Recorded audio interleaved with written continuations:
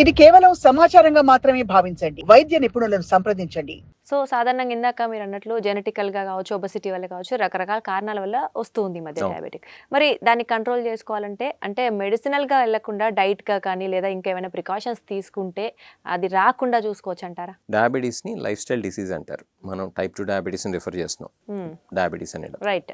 So, type 2 డయాబెటీస్‌ని life style disease అంటే జీవన శైలికి సంబంధించినటువంటి జబ్బు అని ఎందుకు అంటారు అనంటే, ఎక్కువ మందిలో జీవన శైలికి సంబంధించినటువంటి చెడు అలవాట్లు ఉండటం వల్ల మాత్రమే వస్తుంది. అందరిలో కాదు, చాలా మంది. కొంతమంది. ముఖ్యంగా ఇవాళ రోజుల్లో ఇంతకుముందు మీరు అడిగారు, ఇది మన టాక్ స్టార్ట్ కాబోయే ముందు చిన్నపిల్లలు ఈ మధ్య బాగా ఎక్కువగా చూస్తున్నాం కదండి. అవును, మీరు అందు కరెక్టే. ఈ మధ్య టీనేజ్ పిల్లల్లో కూడా టైప్ 2 డయాబెటీస్ దురదృష్టవశాత్తు మనం చూస్తున్నాం. ఇదివరకు చిన్నపిల్లల్లో కనిపించేటువంటి డయాబెటీస్ కేవలం టైప్ 1 డయాబెటీస్ మాత్రమే.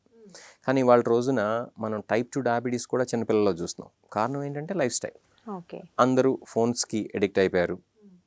అలానే జంక్ ఫుడ్కి అలవాటు పడిపోయారు. మంచి ఫుడ్ అయినా తినాల్సిన దానికన్నా ఎక్కువ క్వాంటిటీలో తింటున్నారు. అసలు మన ఫుడ్లో ఏమి ఉంటుంది అనేటువంటి విషయం కూడా దురదృష్టవశాత్తు చాలామంది తెలియదు. Mid night late night biryanis మన ఇండియన్ ఫుడ్స్ కన్నా తీసుకున్నట్లయితే, అలానే మనకి ఈ గ్లోబలైజేషన్ వల్ల వచ్చినటువంటి పిజ్జాస్, బర్గర్స్, కోక్స్ ఇవన్నీ అయితే లెక్కలేదు మనకి. ఓకే, వీటన్నిటి వల్ల ఏంటంటే మనకి కావాల్సిన దానికన్నా కూడా ఎక్కువ క్యాలరీస్ మనం తీసుకుంటాం. దాంతో పాటు మనం చేయాల్సినటువంటి ఫిజికల్ యాక్టివిటీ ఏదైతే ఉందో అది చేయట్లేదు. దానికి తోడు మనం 10ంటికి నిద్రపోయి పొద్దున 5ంటికో 6ంటికో లెగవాల్సింది పోయి రాత్రి 12ంటికో 1 పడుకుని, అది వృత్తిపరంగా కావచ్చు, లేకపోతే ప్రవృత్తి పరంగా కూడా కావచ్చు, లేకపోతే అలవాటు అయిపోయి కావచ్చు, లేకపోతే నిద్ర పట్టక కావచ్చు.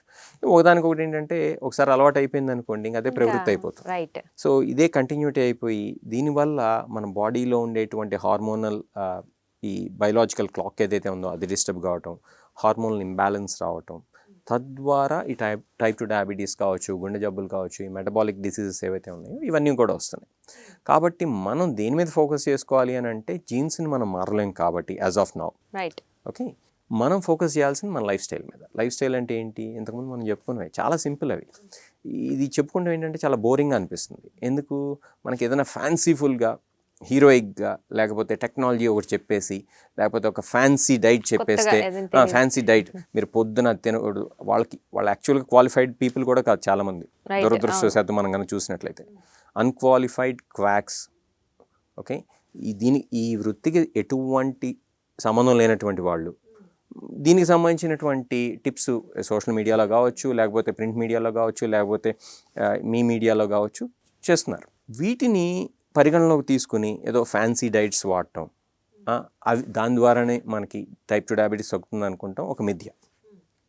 మనం సైన్స్గా కనుక తీసుకున్నట్లయితే మనం తెలుసుకోవాల్సింది ఏంటంటే, మన డైట్ అనేది ఎంత మితంగా తినాలో అంత మితంగా తినాలి. అయితే ఇంకొకటి ఇక్కడ డౌట్, రైస్ మన తాత ముత్తాతలు అన్నారు, వాళ్ళు మనం చిన్నప్పటి నుంచి వాళ్ళైనా రైసే తింటూ పెరిగాము, కానీ ఇప్పుడు రైస్ తింటే డయాబెటిక్ వచ్చే చిన్న కరెక్షన్ అండి, మన తాత ముత్తాతలు రైస్ తింటూ పెరగలేదు.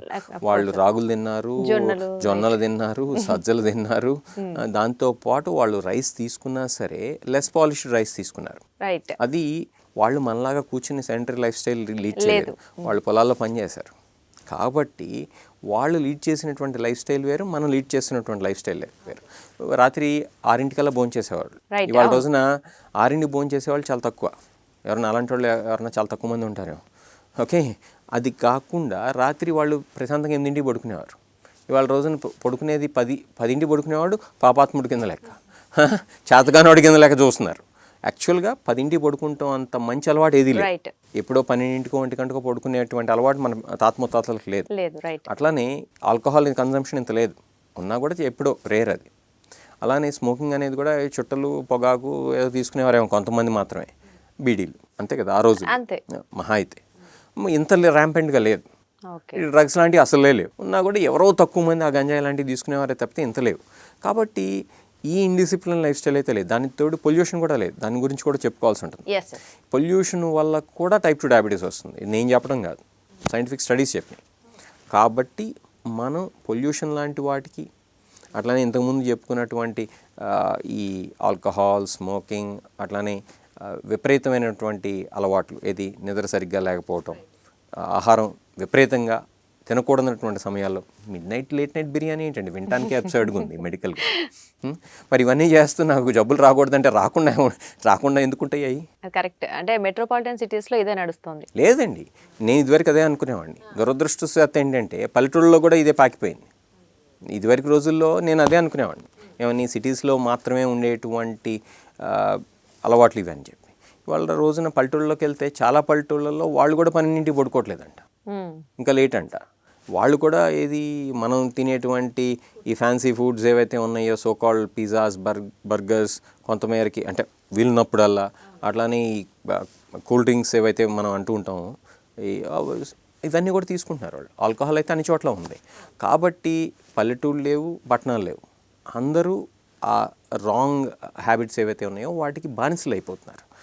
అదే లైఫ్ స్టైల్ అని కూడా అనుకుంటున్నారు. కాబట్టి ఒక్కసారి మనం పాజ్ ఇచ్చి వెనక్కి వెళ్ళి నిజంగానే ఇది సరైనటువంటి లైఫ్ స్టైలా, దీనివల్ల నిజంగానే మనం హ్యాపీగా ఉంటున్నామా, నిజంగానే ఇది మనకు కావాలా అని చెప్పి మనం కనుక ఒక్కసారి కనుక ఆత్మావలోకనం చేసుకున్నట్లయితే తప్పకుండా మనకే సమాధానం దొరుకుతుంది.